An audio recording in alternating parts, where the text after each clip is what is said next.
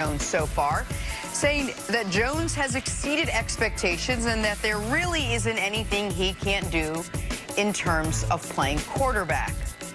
Chris Carter, will Daniel Jones replace Eli early this season? Well, I'm just going to tell you something. Pat, like you and the rest of that organization, I just don't know what they've been watching, because I watched his college tape and I didn't see one thing that he was great at. So now, all of a sudden, since the draft in April, he's only practiced in shorts. Now they got a quarterback, doesn't have a weakness. Like, just stop. He's a young quarterback. If they were put him into the lineup, both of them would lose their job week number one. If he was the starter, both of them would get fired.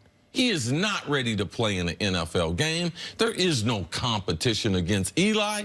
And you can't test a quarterback in OTAs in shorts. All these, what we call them, grass All-Americans, short All-Americans. Guys can play, they make plays. Then you put them in an NFL game, they are terrified of an NFL game. So, no, just stop it. Just stop it. I know you guys are trying to justify that bad pick. Oh, it's going to play out. That will be a bad pick, one of the worst picks the Giants have made in a long time. Here's the problem. The Giants, you can lie with your words, you can't lie with your actions. And their actions on draft night said a couple things. One is, for reasons that I can't understand, you don't seem to be able to understand, but hey, I've been wrong on quarterbacks before. They love Daniel Jones. Dwayne Haskins, who checked every box, was available. Nope, not interested in him. Daniel Jones is our guy. And then Dave Gettleman came out and said how many other teams wanted him, how they had to grab him there, and how he fell in love with him at, what was it, not senior day, but the Senior Bowl, that he just fell in love with Daniel Jones. Okay, fine.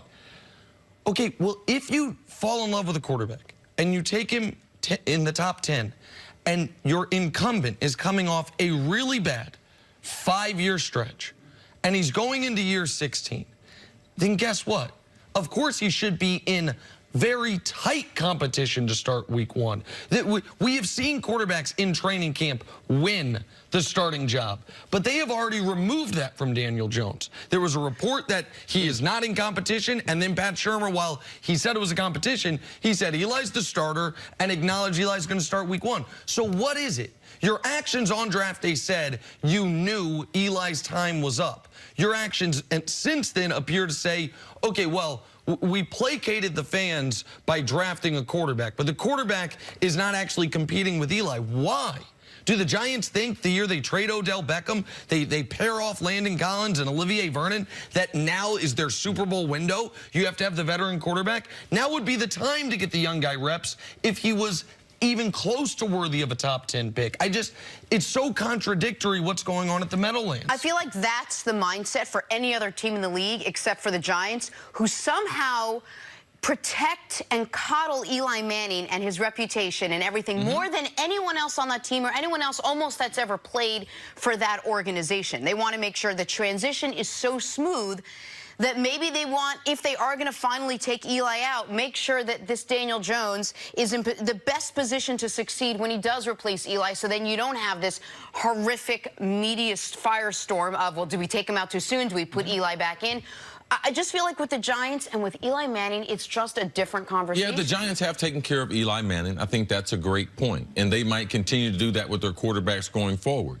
That's fine. But the last 2 years, we've had a number of quarterbacks drafted in the first round. The only one with a worse PFF rating than Daniel is your guy, Josh Allen. Oh, Josh Allen. Yeah. And he's the only guy.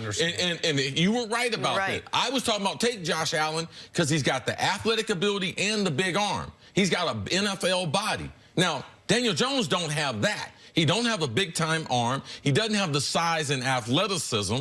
All right, so I don't understand why they took him. If they wanted to set him up for success, Jenna, they would have taken him later.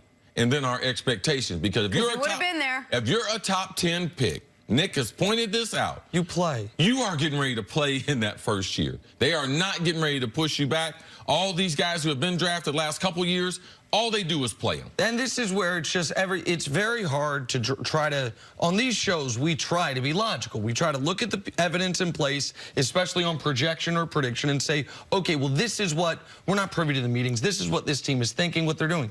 The Giants have been so scattershot We're trying to win right now, but we're cutting away the defense. We trust Eli, but we're spending the top 10 pick on a quarterback. We believe Eli's got a couple years left of football in him, but man, I fell in love with Daniel Jones. What is it? And you mentioned the loyalty to Eli. I get it. It's going to end up hurting him. He's going to end now his career with a losing record rather than a winning record. We keep getting further and further away from 2007 and 2011 to where even the most loyal Giant fans, what's their immediate thought of Eli Manning? The helmet catch, probably. What's the next few?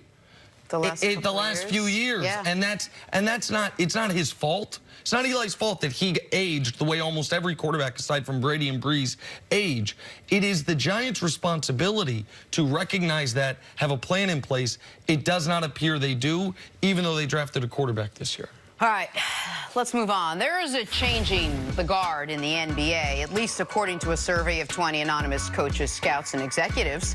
They were all polled recently. And get this, they deemed Kawhi Leonard the best player in the league, followed by Giannis and then Harden. LeBron got a whopping total of 0 votes. In that same poll, by the way, 0 people voted the Lakers to win the title. See, what do you make of these results? Is LeBron no longer the NBA's best player? Well, this is the thing. If you look at last season, they're judging on last year what they saw, the injury that kept LeBron out a lot longer than any other thing that we've seen with LeBron. So you see just a little dent in the armor. But if they're judging it on the postseason, which typically that's what they do, our show was doing that until my guy ended up being the best player, and then now I'm getting a shell game. I'm down at Times Square, and Nick has got me chasing the ball. So now I don't know where it is. It was going to be based on who's the best in the playoffs. Kawhi shut down Giannis in a head-to-head. Typically, we don't even have the head-to-head. So then, Nick, I knew it was in the middle. Somebody honked their horn. I looked to the side, and Nick moved it over here, and now I'm lost. I don't know who the best player in the NBA is. I'm just going to give this to my resident NBA expert, okay, and I'm just going to sit over here and try to observe. I yield my time to the senator from Missouri. I appreciate that. Okay, so here's the deal.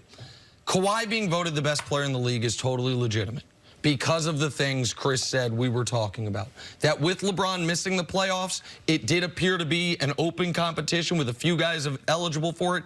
KD looked like he was going to grab that brass ring. Then it looked like it was going to be Giannis. Harden had a brief opportunity once KD went down, and then Kawhi snatched. And if I had my way, I wouldn't allow you to give out this until KD was back. Because KD was getting ready to take it or have something to say. We all have short-term memories. It's just what recent. No one last year thought Kawhi. We all forgot how good Kawhi was. Jenna, that is, you took the words right out of my mouth. While it's totally legitimate, this is a case study in recency bias. Yep. 12 months ago today, after LeBron had arguably the best playoff run of his career, even though it ended in being swept in the finals. Yes. With what he did with that ragtag group in Cleveland, 51-9-9 game 1 of the NBA Finals. 11 sheets of Right, paper. exactly. If you do this same survey, 20 votes, 17 for LeBron, 3 for Kevin Durant would be about my guess. Because KD was the only person, when we talked about best player in the league, that was discussed as maybe. A few people would say it was Durant. There was no one else. And now we knew Giannis was up and coming. And by the way, Kawhi was a forgotten man. Completely. Entirely. Yeah. And now, based on a brilliant playoff run, admittedly, but one playoff run, Kawhi is the consensus. It's, what was it? Kawhi got 12, Giannis got 6, Harden got 2, and I love James Harden, but I'd love to know who these scouts, coaches, and executives are. I feel like in that group of 20, it's maybe 16 scouts, 1 coach, a few executives. I don't know if there's anyone other than my friend Daryl Morey that actually would rather have James Harden than LeBron James, but set that aside. It was a down year for LeBron. A down year where he gave you 27.5, 8.5, 8.5. A year where he put up a stat line that no one in the history of basketball other than LeBron James has given you. And if people bring up, well, he only played 55 games. Well, the guy who won this played 62.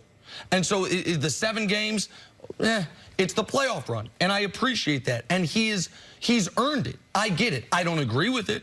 I think LeBron is still, even in year 17, better.